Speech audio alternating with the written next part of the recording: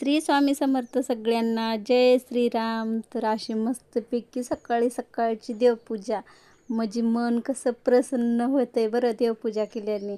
आणि घरातलं वातावरण एवढं फ्रेश राहतंय. खूपच छान दिवस सगळा आपला खूप छान असा जातंय बरं.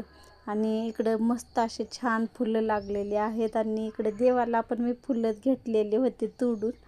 आणि इतके फुलं निघाले होते भरपूर. आणि छान अशी मस्त दारातली रांगोळी साधी सिंपल आहे पण खूप छान आहे. आणि इकडं सकाळचा नाश्ता. तर मी इकडं सकाळी का भरपूर दिवस झालं मी पोहे खायलाच नव्हते. आणखीन एक म्हणलं तर माझ्या सासूबाईंची आई आलेल्या होत्या आणि त्यांच्यासाठी मी मस्त असं छान पोहे करून घेतले. आणि इतके सुंदर झाले होते की खूपच छान झाले होते पोहे. तर इकडं माझ्या म्हणजे सासूबाईंच्या आई बसलेल्या आहेत. आणि मस्त आम्ही छान दोघीनं नाश्ता करून घेतलो पोह्याचा. आणि चहा पण दिले माईला प्यायला, म्हणजे कपात कसं पोळते म्हणून वाटीमध्ये दिले. आणि म्हणलं आता भाजी काय करावं, तर आता गवारीच्या शेंगाची करावं म्हणले. आणि मस्त असं बारीक छान चिरून घेतले. मग आता भाजी करायची मला. नंतर अगोदर मी त्याला भाजून घेतले, नंतर भाजी करणार आहे. आणि इकडं गरम गरम छान चपात्या पण झालेल्या होत्या.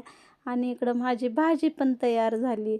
आणि भाजी तर आम्हाला काही जास्त नाही लागत, थोडीच लागते, त्याच्यासाठी आम्ही थोडीच भाजी करता. आणि इकडं छान अशी मस्त मी भाजी करून घेतली. जास्त काही घट्ट पण नाही, जास्त काही पातळ पण नाही, अशी मस्त छान शेंगदाण्याचं कूट टाकून अशी छान गाढा भाजी करून घेतली. आणि एवढा छान असं वास यायला होता की खूपच छान वास यायला होता. साधी सिंपल होती पण खूप छान झाली ती. आता म्हणलं काहीतरी गोड करावं आता खाण्यासाठी.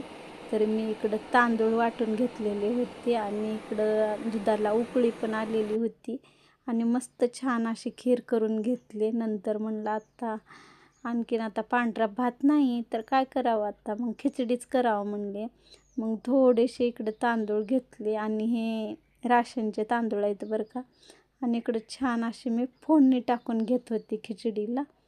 तर आता मग छानपैकी मस्त असं खिचडी करून घ्यायची होती. तर मग मी काय सगळं फोडणीला टाकले अगोदर कट करून. आणि मस्त असे तांदूळ टाकून छान असं परतून घेणार आहे मी आता. आणि मग कसं तेलामध्ये परतलं का तांदूळ थोडा वेळ, तर आपली खिचडी कशी एकदम चव लागते बरं. आणि तुम्ही जर कोण कोण काय करते माहिती आहे का, आदना म्हणजे ते उकळी येते ना पाण्याला त्यावेळेस त्याच्यामध्ये टाकतात. तर तसं नाही टाकायचं. आणि का तेलामध्ये जेवढं आपण परतून घेईन कणी छान असं. तर माझ्या हातात मोबाईल होता त्यामुळं मला काय परतता येत नव्हतं.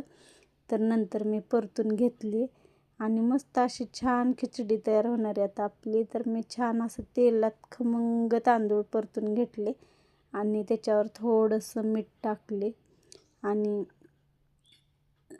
हळदी पावडरसुद्धा आपल्याला तेलात टाकायचं राहते, खूप छान असं कलर येतं आहे. आणि इकडं विजयदादांनी मस्त असं मँगो ज्यूस, परत आईस्क्रीम, छान कुल्फी वगैरे आणलेला होता. तरी तुम्हाला आमच्या गावाकडचे व्हिडिओ कसे वाटतात नक्की कमेंट करा बरं.